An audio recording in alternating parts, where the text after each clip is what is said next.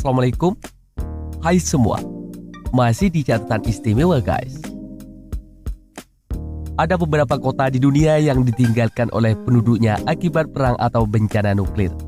Sebagian orang menyebutkan kota tersebut adalah kota hantu karena tak berpenghuni. Berikut beberapa kota mati akibat perang dan bencana nuklir versi catatan istimewa. Bagi kamu yang penasaran, tonton sampai habis. Namun sebelum lanjut, bagi kamu yang baru gabung di channel ini, terus dukung channel dengan tekan tombol like, subscribe, dan loncengnya, agar kamu terus mendapatkan notifikasi info baru dari catatan istimewa.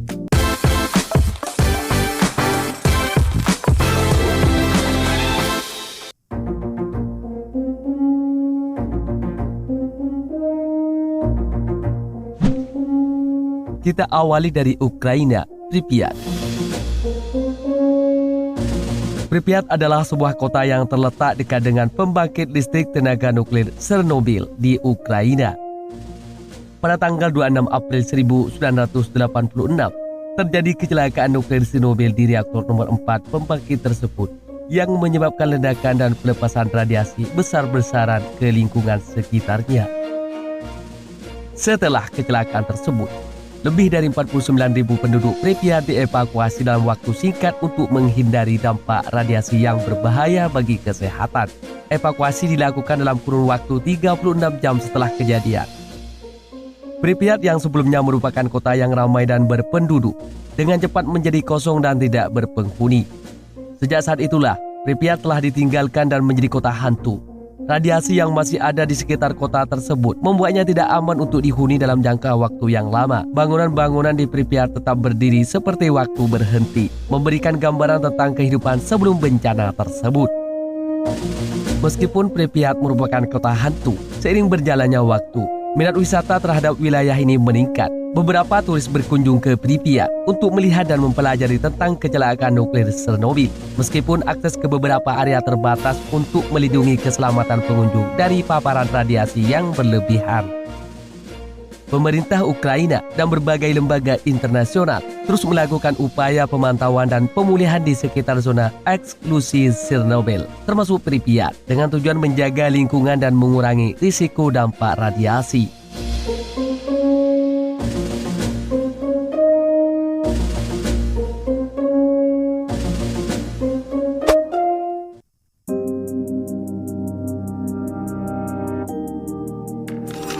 Kota mati berikutnya adalah Fukushima, Jepang. Pada tanggal 11 Maret 2011, Jepang dilanda gempa bumi berkekuatan 9,0 skala Richter yang disertai dengan tsunami besar yang melanda pesisir timur negara tersebut. Gempa bumi dan tsunami tersebut menyebabkan kerusakan parah pada pembangkit listrik tenaga nuklir yang terletak di kota Fukushima. Pada saat kejadian, terjadi kebocoran radiasi dari reaktor nuklir di Fukushima yang mengakibatkan tingginya tingkat radiasi di sekitar wilayah tersebut. Akibatnya, pemerintah Jepang memerintahkan evakuasi sebagian besar penduduk yang tinggal di sekitar Fukushima dan daerah terdampak lainnya. Evakuasi tersebut melibatkan ribuan orang dan beberapa daerah masih terlantar hingga saat ini. Setelah kejadian tersebut, pemerintah Jepang telah melakukan upaya untuk membersihkan daerah terkontaminasi dan memulihkan wilayah Fukushima. Beberapa daerah di sekitar Fukushima telah dinyatakan aman untuk kembali ditinggali setelah dilakukan pemulihan radiasi dan pembersihan. Namun, beberapa bagian masih memerlukan upaya lebih lanjut sebelum dapat dihuni kembali. Bencana di Fukushima telah memicu perdebatan global tentang keamanan energi nuklir dan mempengaruhi kebijakan energi di berbagai negara. Jepang sendiri mengurangi penggunaan energi nuklir dan memperkuat upaya dalam pengembangan energi terbarukan sebagai hasil dari kejadian tersebut.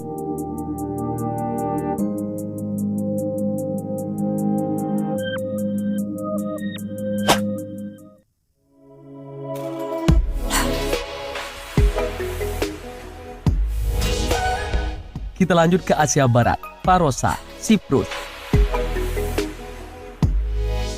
Parosa adalah sebuah distrik prawisata yang terletak di kota Famagusta, Siprus. Pada tahun 1974, invasi Turki ke Siprus terjadi setelah kudeta yang dilakukan oleh pemerintah Yunani di Siprus. Invasi tersebut mengakibatkan penduduk setempat yang tinggal di Farosa melarikan diri meninggalkan wilayah tersebut. Setelah penduduk melarikan diri, Farosa dilarang untuk diakses oleh masyarakat umum. Wilayah ini dibiarkan terbengkalai selama bertahun-tahun dan sejumlah bangunan serta hotel di sana menjadi korban cuaca dan waktu. Farosa menjadi tempat yang sunyi dan menghadapi kerusakan akibat tidak ada pemeliharaan dan aktivitas manusia selama beberapa dekade. Status Farosa dan kepemilikan wilayah ini tetap menjadi sumber konflik antara Siprus dan Turki. Pemerintah Siprus menganggap Farosa sebagai bagian dari wilayah terjajah dan berupaya untuk mendapatkan kembali kontrol atas wilayah tersebut. Sementara itu, Turki mengklaim Farosa sebagai wilayah terpisah dan mengontrol akses ke wilayah tersebut.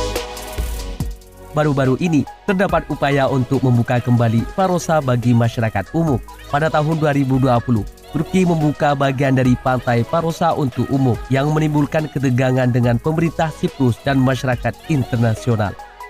Masalah status Farosa tetap menjadi isu yang rumit dan belum terselesaikan di Siprus hingga saat ini.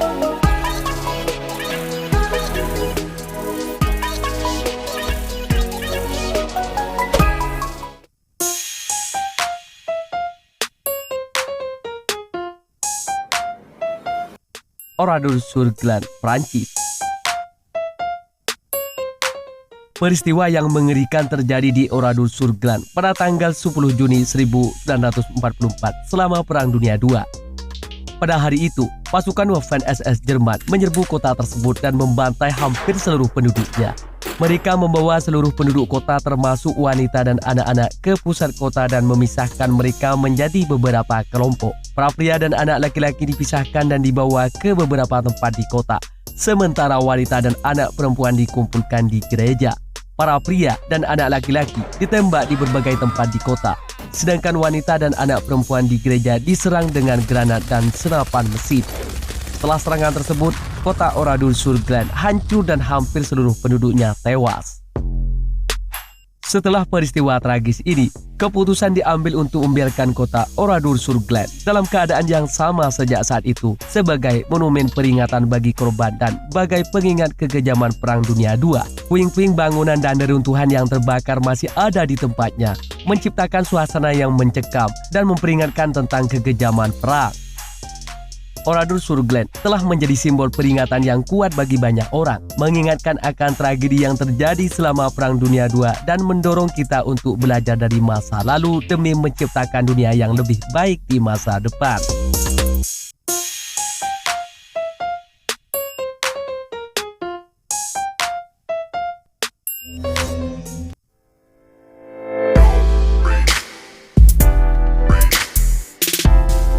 Kita sampai di Sentralia, Amerika Serikat. Pada tahun 1962, terjadi kebakaran tambang batu bara yang tidak terkendali di bawah kota tersebut. Kebakaran ini dimulai ketika seorang anggota pemadam kebakaran sengaja membakar sampah di dekat lubang tambang yang ditinggalkan. Api dari pembakaran tersebut secara tidak sengaja menjalar ke dalam tambang batu bara yang terbengkalai dan meluas di bawah tanah. Kebakaran tersebut menghasilkan pelepasan gas beracun seperti karbon monoksida dan asap yang mengancam keselamatan penduduk. Upaya pemadaman api dan pengendalian kebakaran dilakukan, tetapi kebakaran tersebut terus meluas ke area tambang batu bara yang luas dan sulit dijangkau. Pada akhirnya, sebagian besar penduduk dievakuasi dan mayoritas bangunan di Sentralia dihancurkan.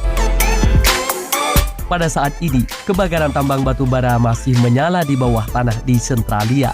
Gas beracun terus dilepaskan ke permukaan dan menciptakan kondisi yang tidak aman bagi penduduk. Karena alasan keselamatan, pemerintah mengeluarkan perintah agar penduduk meninggalkan kota tersebut. Meskipun beberapa penduduk awalnya menolak untuk pindah, seiring waktu, jumlah penduduk di Sentralia semakin berkurang. Saat ini, Sentralia tetap ditinggalkan dan hanya beberapa bangunan yang masih berdiri di kota itu. Jalan-jalan utama telah dihancurkan dan tanah di beberapa area terasa panas dan terkadang muncul asap dari celah-celah di permukaan. Keadaan ini telah membuat Sentralia menjadi objek studi dan menarik minat wisatawan yang ingin melihat jejak kehancuran dan fenomena kebakaran bawah tanah yang unik tersebut.